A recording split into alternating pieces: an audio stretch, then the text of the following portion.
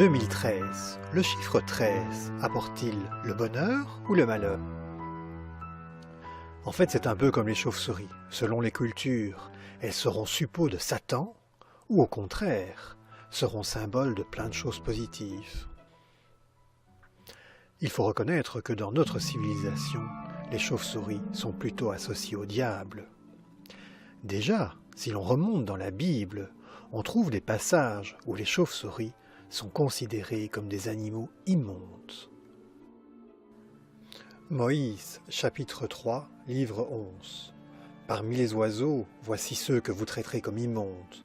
N'en mangez pas cet immonde, l'aigre, le lofré, etc. et la chauve-souris. Un peu plus tard, au Moyen-Âge, on symbolise volontiers les anges avec des ailes d'oiseau et le diable avec des ailes de chauve-souris.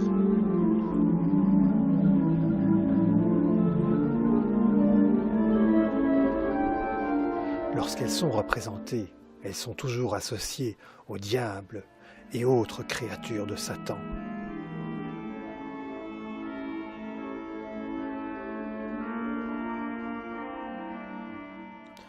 Sur la chaire de vérité de la cathédrale de Saint-Aubin de Namur, l'allégorie suivante est représentée.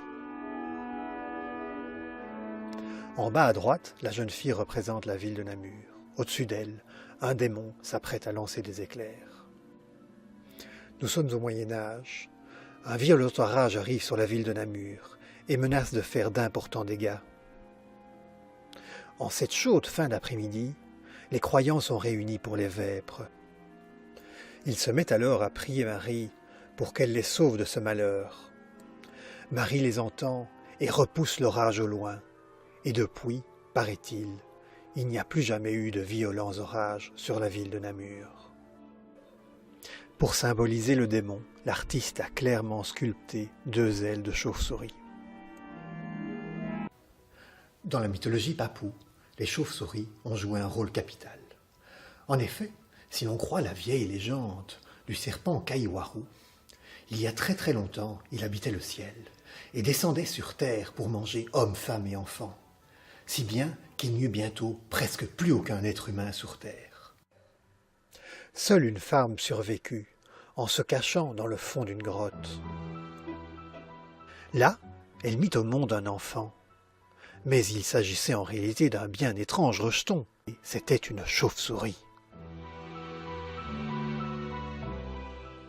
Après quelques hésitations, elle décida de la garder. Sa décision fut sage, car la chauve-souris lui rendit d'immenses services. Quelque temps plus tard, elle eut un garçon, et la chauve-souris redoubla d'efforts pour les nourrir tous les deux.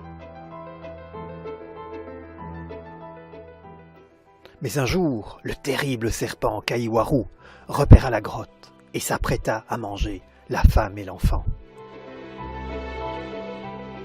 Heureusement, la chauve-souris arriva, tua le serpent, le coupa en 1000 morceaux, répandit les morceaux sur la terre, où ils devinrent lézards et serpents, et d'autres dans la mer, où ils devinrent poissons. Et c'est depuis ce jour que les chauves-souris vivent dans les grottes. En Chine, les chauves-souris symbolisent le bonheur et la prospérité. Probablement parce que les paysans chinois sont un petit peu plus observateurs que nous et ont remarqué qu'une chauve-souris, ça mange énormément d'insectes. Et donc, c'est fort utile pour l'agriculture. Il n'est dès lors pas étonnant que l'on retrouve des chauves-souris sur de nombreux objets chinois. Mais au XIVe siècle, durant la dynastie Ming, les chauves-souris vont devenir également gage de longévité. Durant le règne de l'empereur Tai Tzu, circule le portrait de l'impératrice Ma, où elle est affublée de longs pieds et portant une citrouille, attribut typique de la classe paysanne. L'empereur est furieux aussi, il exige de ses sujets qu'ils mettent sur le linteau de leur porte une chauve-souris en signe d'allégeance. La plupart des familles s'exécutèrent, mais quelques jours plus tard, l'empereur envoya son armée massacrer les autres. On comprend qu'en Chine, chauve-souris et longévité vont de pair. La réputation maléfique des chauves-souris est bien injustifiée. Ces petites bêtes sont capables de manger jusqu'à 3000 insectes en une seule nuit.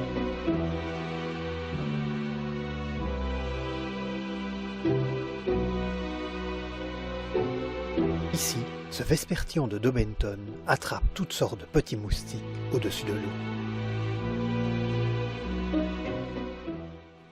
Le petit rhinolophe, quant à lui, chasse les insectes en longeant les haies.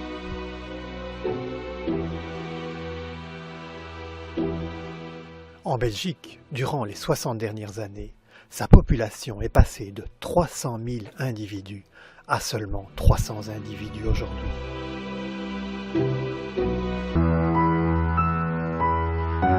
Car nos campagnes se sont métamorphosées.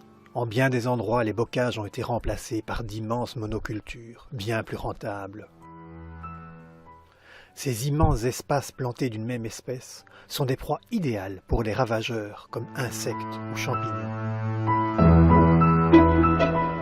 Ce n'est donc qu'au prix d'épandages répétés de pesticides qu'elles fournissent toute leur rentabilité.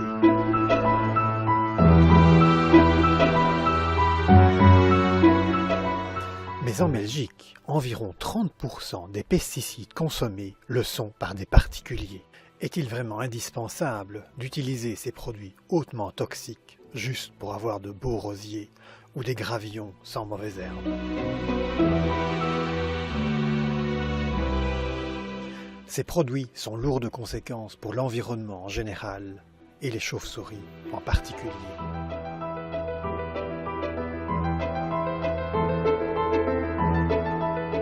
Heureusement, ces dernières années se développe une agriculture parallèle, plus respectueuse de l'environnement.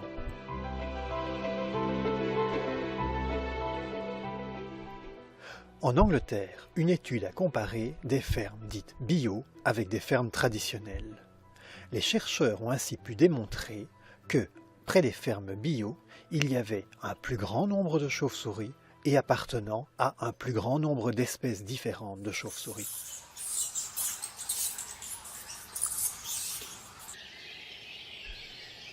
De manière générale, tout ce qui est en faveur de la biodiversité, comme ici la fauche tardive des bords de route, est aussi en faveur des chauves-souris.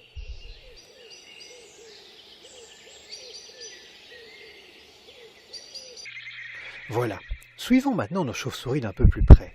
Nous sommes en été. Les femelles se sont rassemblées pour mettre un seul bébé au monde par an.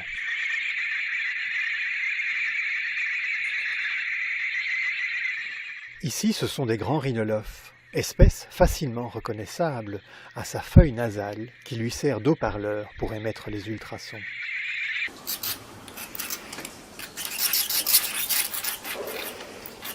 Là, des vespertillons de Dobbenton, petite espèce qui chasse les insectes au-dessus de l'eau. Le jaunissement des feuilles nous indique l'approche de l'automne. C'est le moment de faire les dernières réserves de graisse pour les chauves-souris avant l'entrée en hibernation. Mais c'est aussi le moment du swarming.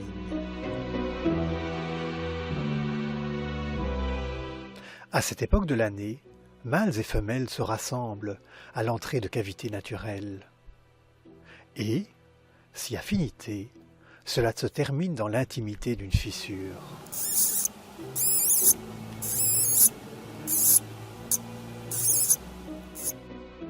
En réalité, la fécondation n'aura lieu que beaucoup plus tard, au printemps.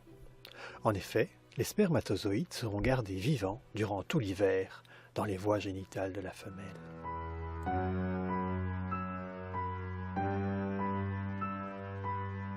Le spectacle enchanteur de la neige qui recouvre les paysages est surtout synonyme de famine pour la plupart de nos animaux sauvages.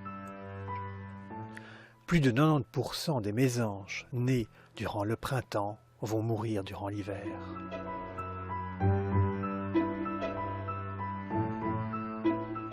Le renard, lui aussi, a bien difficile à trouver sa nourriture. Mulots et campagnols sont réfugiés sous l'épaisse couche de neige.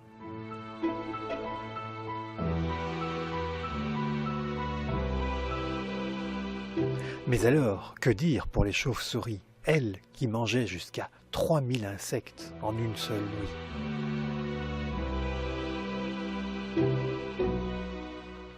Cette colonie de pipistrelles a trouvé refuge dans ces anciens fours à chaud.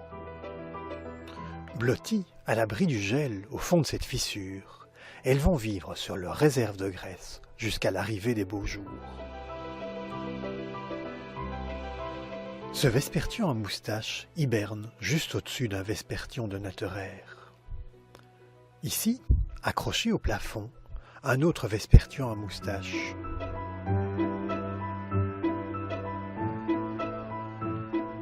Le milieu est saturé en humidité, à tel point que de la rosée perle sur ce grand murin.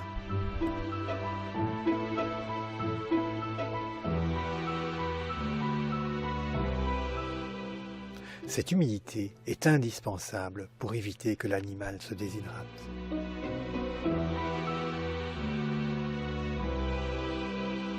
Certains animaux mourront durant l'hiver, faute de réserve de graisse suffisante. Les jours s'allongent et se réchauffent. Bientôt les premières fleurs, et avec eux les premiers insectes apparaîtront.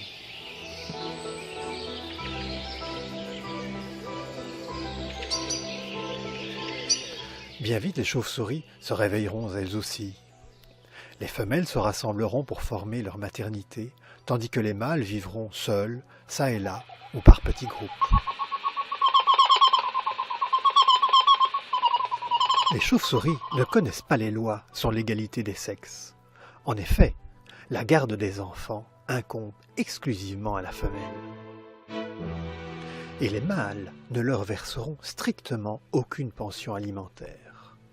Ce qui a pour conséquence que ceux-ci sortent généralement le soir pour aller chasser quelques insectes, entre copains, puis rentrent dormir une bonne partie de la nuit. Tandis que la femelle est obligée de chasser toute la nuit pour nourrir son rejeton qu'elle va allaiter, ce qui lui demande énormément d'énergie.